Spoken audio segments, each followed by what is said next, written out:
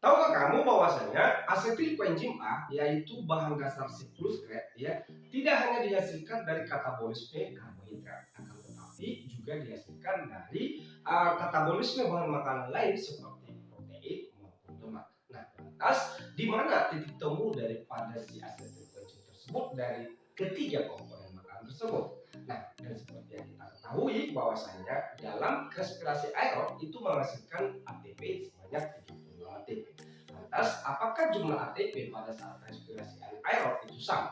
Nah, selengkapnya akan kamu simak di penjelasan detail pada video berikut ini. Hai, salam kenal dan salam berjumpa di channel saya. Silakan kamu pantau channel ini agar kamu tidak ketinggalan informasi penting dari channel saya. Ikuti pantau selalu sekali channel. Dan terima kasih untuk like dan subscribe-nya. Baiklah anak-anak, di video kali ini kita akan membahas dua suku pokok ya daripada katabolisme tersebut. Yang pertama kita bahas masalah keterkaitan katabolisme karbohidrat, lemak, dan protein. Lalu nanti yang kedua yaitu respirasi anaerob atau boleh kita sebut sebagai fermentasi. Glukosa merupakan salah satu jenis karbohidrat tipe monosakarida. Nah, bahwasanya glukosa ini digunakan untuk bahan bakar respirasi seluler untuk menghasilkan yang namanya energi.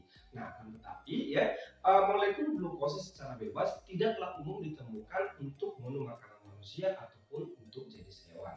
Nah, akan tetapi ya, energi tersebut juga diperoleh dari jenis karbohidrat yang lain. Misalkan dari disakarida, ya misalnya adalah sukrosa, polisakarida misalkan itu padi. Nah, bila karbohidrat juga boleh dihasilkan ya dari protein maupun lemak. Nah, hanya saja alurnya atau jenis oksidasi yang dihasilkan dari ketiga komponen makanan yaitu karbohidrat, protein, dan lemak itu ada yang berbeda. Nah, selengkapnya disimak kembali ya.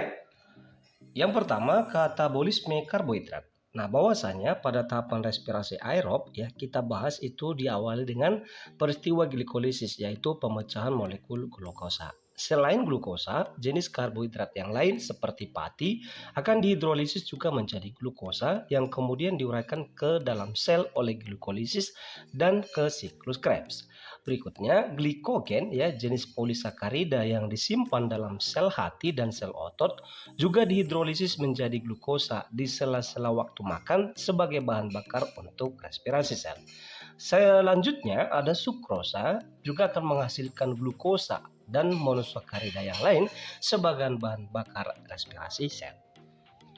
Kedua, katabolisme protein. Protein harus dicerna terlebih dahulu menjadi molekul kecil, yaitu asam amino.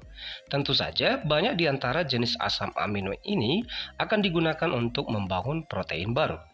Asam amino yang berlebih diubah oleh enzim menjadi intermediate pada glikolisis dan siklus Krebs, di mana gugus aminonya harus dibuang melalui proses khusus namanya deaminasi, di mana zat buangan bernitrogen ini akan diekskresikan dalam bentuk amonia atau NH3, lalu dirubah membentuk urea dan sisanya nanti dibuang melalui proses urinaria dalam bentuk urin. Ketiga, katabolisme lemak. Lemak dapat diperoleh dari makanan maupun dari sel-sel cadangan lemak di dalam tubuh. Nantinya lemak dicerna menjadi dua bagian, yakni gliserol dan asam lemak oleh bantuan enzim lipase. Gliserol nanti diubah menjadi gliseraldehid 3-fosfat, suatu intermediate pada glikolisis.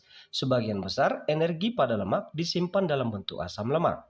Urutan metabolik yang disebut oksidasi beta menguraikan asam lemak menjadi fragmen berkarbon 2 yang masuk ke siklus Krebs sebagai asetil koenzim A.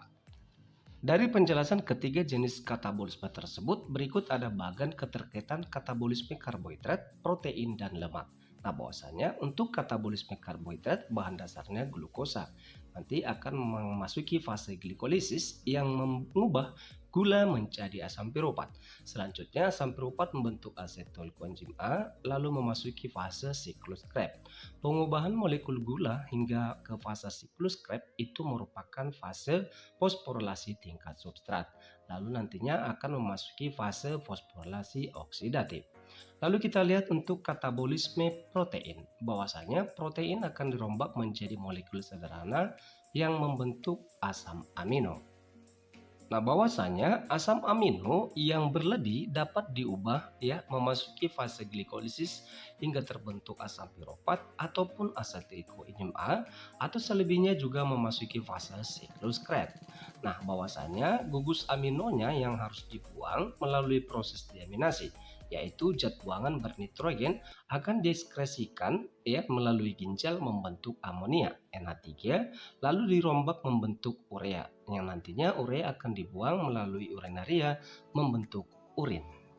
Bahwasanya total energi yang dilakukan untuk perombakan karbohidrat yaitu 4,1 kalori. Begitu pula dengan perombakan protein yakni 4,1 kalori. Akan tetapi kalori atau energi yang dihasilkan lemak itu berbeda jauh ya, yaitu sekitar 9,3 kalori. Nah, untuk perombakan lemak itu diubah dulu menjadi satuan kecil molekul kecil yaitu gliserol dan asam lemak. Pengubahan ini dibantu oleh enzim lipase. Lihat pada bagian berikut. Untuk gliserol nanti akan membentuk gliseraldehid 3 fosfat ya, selanjutnya akan bentuk piruvat.